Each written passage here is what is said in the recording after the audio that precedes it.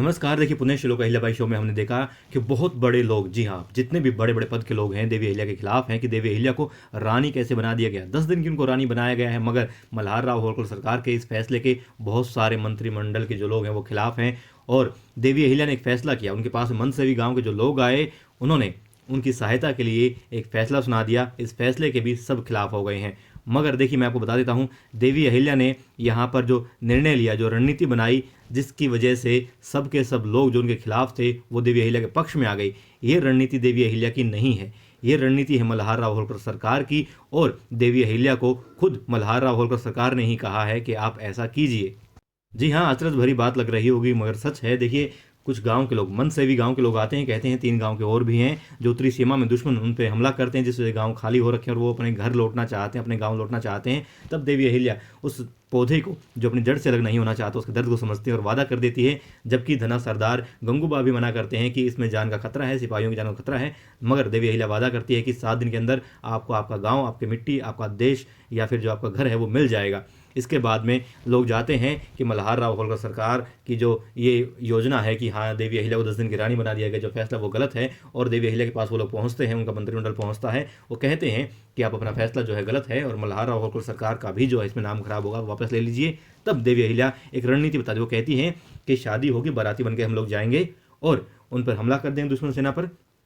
तब लोग खुश हो जाते हैं और वाहवाही उनकी करने लग जाते हैं। जो लोग खिलाफ थे उनके पक्ष में आ जाते हैं और उनकी जो तारीफों के पुल बांधने शुरू कर देते हैं। मगर ये बात देवी अहिल्या की नहीं है, ये रणनीति देवी अहिल्या की नहीं है। हाँ, यहाँ नक्शा देवी अहिल्या ने जरूर बनाया, पूरी कैसे चढ़ेंगे, कैसे क्या करेंगे, आदिवासी कहाँ हैं, कहाँ पहाड़ हैं, सब रणनीति उनकी थी। आदिवासियों मुखिया लाना रणनीति उनके शामिल था। मगर जो बाराती वाली बात थी वो मल्हार राव होलकर सरकार ने उनको बताई है। कैसे बताई, मैं आपको बताता हूँ। आप लोगों को ध्यान हो, जब किशन चौधरी से ज़मीन के कागजात लेने थे, जो प्लान बनाया था देवी अहिल्या ने, कैसे बनाया था, उनको ख्वाब नहीं आया था। उनको पता कैसे चला कि हाँ, हम भेष बदल के जाएंगे, कहाँ से बात आई थी। दरअसल उनके गुरु जी उनको पढ़ा रहे थे कि औरंगजेब और उनके जो मामा है सहस्त खान, उनका किस्सा। तब मल्हार राव होलकर सरकार को कहते हैं, जब देखते हैं वो कहते हैं कि आप बताइए। तब मल्हार राव होलकर सरकार बताते हैं कि कैसे 1963 में जब औरंगजेब ने अपने दक्षिण में भेज दिया था सहस्त खान को, मामा को, और उन्होंने कब्जा करना शुरू कर दिया। पूना में आए थे, लाल जो महल है वहाँ पर, उस पर कब्जा कर लिया था। उसके चारों तरफ जो है 1 लाख से ज़्यादा सैनिक जो थे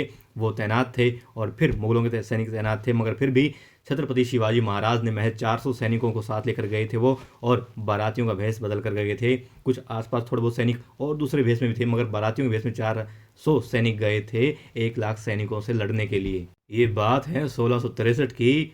और बैसाख महीने की 5 तारीख की, जब 400 सिपाहियों ने जो बारातियों भेष में गए थे छत्रपति शिवाजी के नेतृत्व में, उन्होंने, जी हाँ, छत्रपति शिवाजी महाराज के नेतृत्व में गए थे, उन्होंने सहस्त खान को भागने पर मजबूर कर दिया था 3 उंगली गवा करके। उनके बेटे और भी ना जाने तमाम जो जरूरी और बहुत ही अहम पदाधिकारी थे, उनको उसने खो दिया था। और लाल महल ही नहीं, पूरा पूना, पूरा दक्षिण उन्होंने, छत्रपति शिवाजी महाराज ने बचा लिया था। तो यहीं से देवी अहिल्या ने यह रणनीति बनाई कि हम लोग जाएंगे बारातियों के भेष में, आदिवासी बाराती बन के जाएंगे और फिर जीत पक्की है। और जैसे मल्हार राव होलकर सरकार ने कहा था कि छत्रपति शिवाजी महाराज ने वो काम कर दिखाया था कि चांद को आसमान से तोड़ करके अपनी कुटिया में ले आए थे, ठीक उसी तरीके से देवी अहिल्या भी अपने इस काम को, इस मुहिम को अंजाम देंगी और जीत हासिल करेंगी। और एक बात कहूँ, इसलिए कहते हैं कि खास करके बड़ों की बातों को ध्यान से सुना करो।